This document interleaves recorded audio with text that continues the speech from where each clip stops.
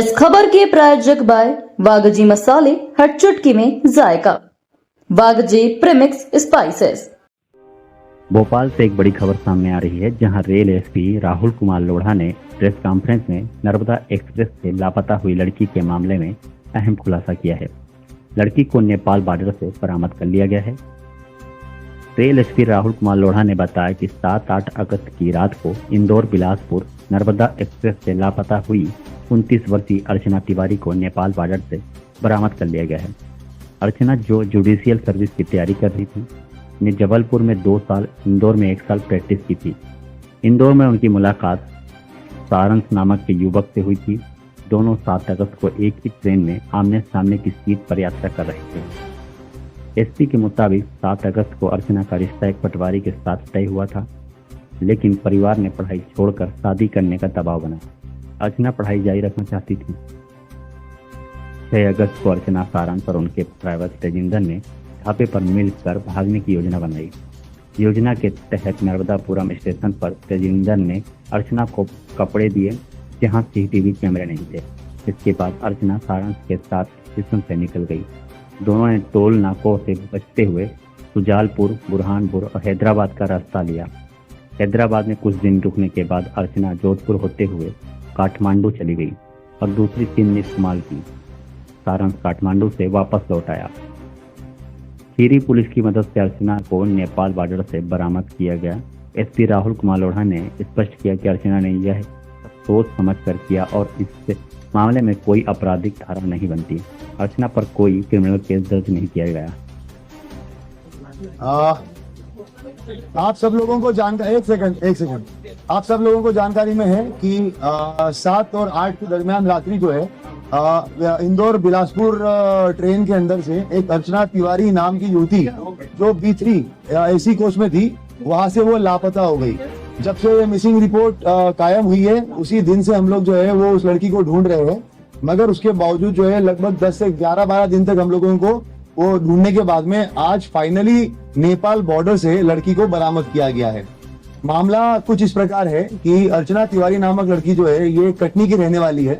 वहां से उसने अपना ग्रेजुएशन कंप्लीट किया हुआ है। वहां पर ये जो है वो स्टूडेंट छात्रा, नेता छात्रा वगैरह भी रही हुई है NSY से।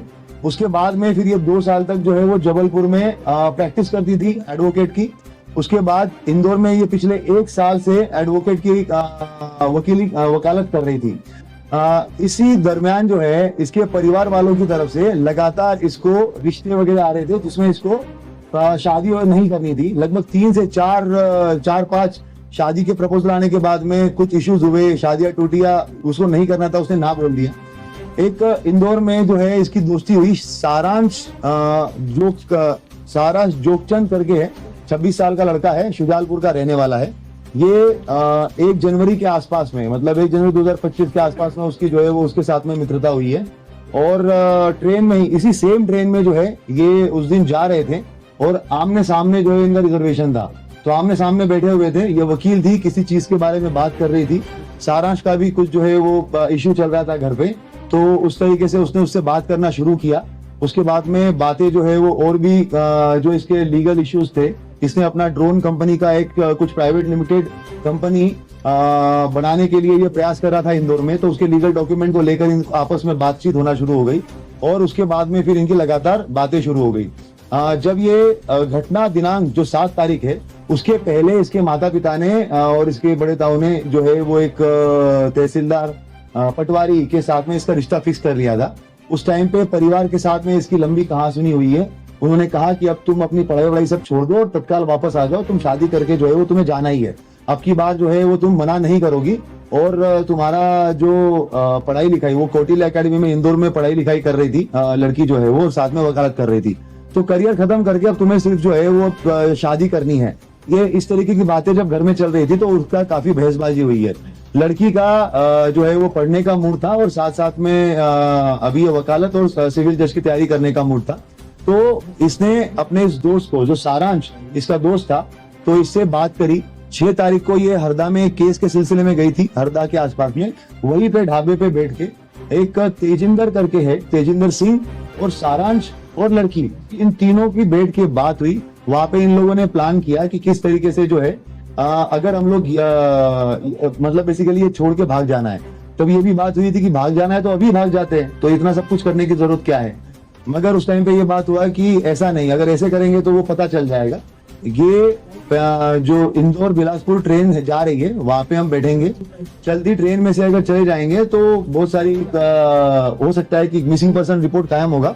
मिसिंग, क्योंकि वो खुद भी एडवोकेट थी, वो ये जानती थी कि भाई जीआरपी में मामला कायम होगा और वहां पर बहुत ज्यादा ये मिसिंग पर्सन वगैरह जो है वो ऐसे होते रहते हैं, तो हो सकता है कि वो मामला जो है वो ऐसे ही निकल जाए। उसके बाद में हम लोग जो है वो अपनी अलग आइडेंटिटी से अपनी अगली लाइफ स्टार्ट कर, मतलब मैं अपनी अगली लाइफ स्टार्ट कर लूंगी। इस तरीके से इन लोगों ने प्लान बनाया। तेजिंदर जो है ये एक गाड़ी चलाने वाला ड्राइवर था। ये इसके संपर्क में जो है वो पिछले लगभग 3-4 महीने से आया हुआ था। तेजिंदर जो है वो सारांश के थ्रू इसके संपर्क में आया था। ये कहीं पे भी जाना जाती थी, माहेश्वर या बाकी जब जगहों पे, तो ये तेजिंदर के साथ में ही जाती थी, तो तब से इसको जानती थी। ये इटारसी रेलवे स्टेशन के पास में रहता था, तो इनकी बात हुई कि कहाँ पर सीसीटीवी कैमरे नहीं है। तो तेजिंदर ने बताया कि इटारसी रेलवे स्टेशन जो है वो मैं बहुत अच्छे से जानता हूँ, वहां पर जहाँ पे कैमरे नहीं है वहां से मैं इसको लेके चला जाऊंगा। तो ये डिसाइड हुआ कि ये इंदौर से बैठेगी। उसके बाद में फिर जब ये ट्रेन में बैठी है तो इसने सारांश को फोन किया है। कपड़े जो है वो सारांश शुजालपुर में रहने वाला है सारांश, और इंदौर में अप डाउन करता है। वहां से ये कपड़े खरीद के लेके आया उसके। ये एक अपनी XUV 700 XUV गाड़ी से जो है वो बाय रोड वहां पे इटारसी तक आया और नर्मदापुरम तक आया। नर्मदापुरम में इसको तेजिंदर मिला। तेजिंदर के साथ में इसने उसको कपड़े दिए। तेजिंदर जो है वो नर्मदापुरम में ट्रेन में बैठा हुआ है। ट्रेन में बैठने के बाद में इसने लड़की को कपड़े दिए। उसके बाद में जो सारांश है ये लड़का पहुंचा इटारसी बाय रोड। उसके बाद लड़की ने जो है वो अंदर ही अंदर कपड़े अपने चेंज किए ताकि उसको कोई पहचान ना सके। उसके बाद में ये A2 B3 कोच में ये थी, मगर ये A2 कोच से अलग से बाहर निकली इटारसी में। इटारसी में ऐसे बाहर निकली कि क्योंकि तेजिंदर को पूरा पता था कि कैमरे का सिस्टम कहाँ पे है और कहाँ पे नहीं है, तो आउटर एरिया में इसने जो है वो लड़की को उतारा और वहां से उसको लेके चला गया। और बाहर जो है वो सारांश वेट कर रहा था। सारांश वेट कर रहा था तो वहां पर उसने जो है वो लड़की को लेके जाकर सारांश को दे दिया। लड़की ने अपने मोबाइल और घड़ी जो है वो तेजिंदर को दे दी और बता दिया कि भाई इसको जो है ये आपका बागतवा और मेडघाट वाला जो एरिया है उस तरफ कहीं तो फिकवा देना ताकि ये बात हो जाएगी। तेजिंदर से उसने ये भी बात की थी कि हम लोग 3-4 लड़कों से एक रिपोर्ट लिखवा देंगे कि भाई कोई तो लड़की उड़की जो है वो यहाँ पे गिर गई है करके ऐसा। और ट्रेन में जब आगे गाड़ी वाड़ी रहेगी तो वहां पर हम लोग जो है वो कंप्लेंट करवा देंगे। ये सारी बातें हो गई और उसके बाद में उसको मोबाइल और घड़ी वगैरह दे दिया। लड़की जो है वो सारांश के साथ में आगे चली गई। कोइंसिडेंटली सारांश ने एक व्यक्ति को भी साथ में लेके आया था, तो वो भी उसको भी हम लोगों ने राउंड अप करके उससे बयान वयान लिए हुए, वो चश्मदीद गवाह है।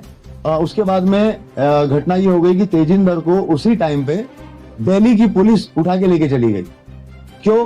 कारण तेजिंदर जो है वो किसी फ्रॉड के मामले में आरोपी था। तो उसी रात, सेम रात को 1 बजे जो है वो ये घटनाक्रम होता है और अगले 1 घंटे में तेजिंदर को पुलिस उठा के लेके चली जाती है। अब जब ये पूरा मामला हमारे पास में आता है, लड़की जानबूझ के सामान पूरा के पूरा सीट पे छोड़ के गई ताकि हम लोग ये सोचे कि लड़की खो ना हो, कहीं पे गिरी है, वो कहीं पे भागी नहीं है। अगर भागती तो पूरा सामान लेके जाती। ये पूरा सोच के प्लान करके जो है वो सामान वहीं पर रखा गया था। उसके बाद में जैसा कि उसने सोचा था, जब हमारे पास में मामला आया, सारा डिस्कशन हुआ, बात यही हुई कि भाई सामान जो है वो पूरा के पूरा छोड़ के चली गई है। छोड़ के गई इसका मतलब कहीं ना कहीं गिरी होगी।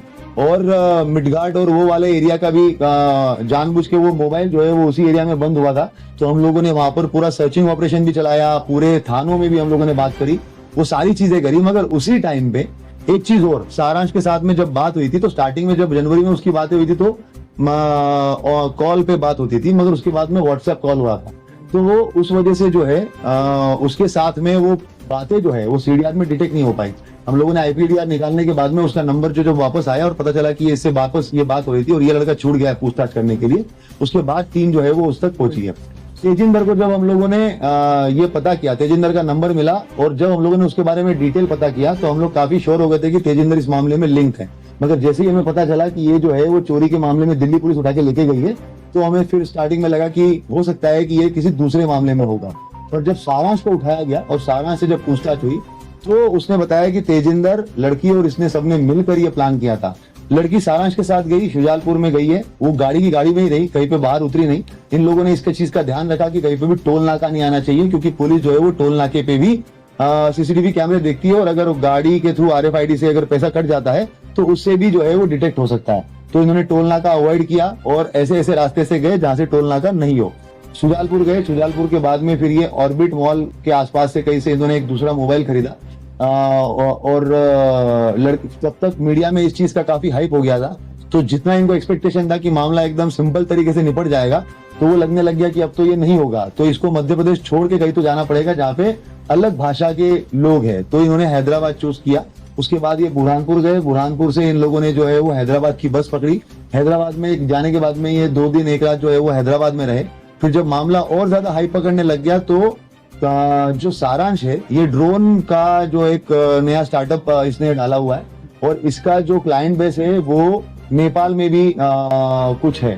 तो इन लोगों की पहले वो बात हो चुकी थी, तो इनकी बात हुई कि अब इसको जो है वो भारत छोड़ के ही हम लोग जो नेपाल की तरफ चले जाएंगे। उसके बाद फिर इन्होंने बस पकड़ी, बस पकड़ के जोधपुर से दिल्ली, दिल्ली से उसके बाद में जो है ये कुछ दिन वो काठमांडू चली गई। लड़की काठमांडू चली गई, लड़का जो है वो वापस आ गया। और लड़के ने ये भी किया कि जो इसका मोबाइल था उसको जब मेन टाइम था उस टाइम पे उसने एरोप्लेन मोड पे करके पूरा के पूरा बंद कर लिया। बाकी टाइम में मोबाइल जो है वो अपना वहीं पे रखकर और दूसरी सिम इशू करवा के पिता के नाम पे उस मोबाइल को उसने पूरा टाइम चलाया, क्योंकि जब सारांश का नाम अगर आए तो मोबाइल जो है वो इंदौर में ही दिखे और उसके ऊपर कोई शक ना जाए। और पिता की अलग से, क्योंकि नई सिम थी, वो तो कुछ कहीं पे कुछ कनेक्शन था ही नहीं उस चीज का, तो वो सिम जो है वो उसने अपनी अलग से इस्तेमाल करी। काठमांडू छोड़ के ये वापस आ गया। उसके बाद में 3-4 दिन तक रहा। जब पुलिस ने इसको राउंड अप किया हम लोगों ने सारांश को, और उसके बाद में जब चीजें निकल के आई तो उसके थ्रू नया नंबर जो था उसका, उससे बात कर और उसको वहां से बॉर्डर तक बुलवाया गया और बॉर्डर पे लाखिमपुर खीरी पुलिस की मदद से हम लोगों ने जो है वो लड़की को बरामद किया। बरामद करके जो है वहां से दिल्ली, और दिल्ली से अभी सुबह सुबह फ्लाइट से यहाँ पे लेके आए हैं। अगर कोई अलग और कुछ सवाल पूछना चाहता है तो आरक्षण की क्या रहेगी?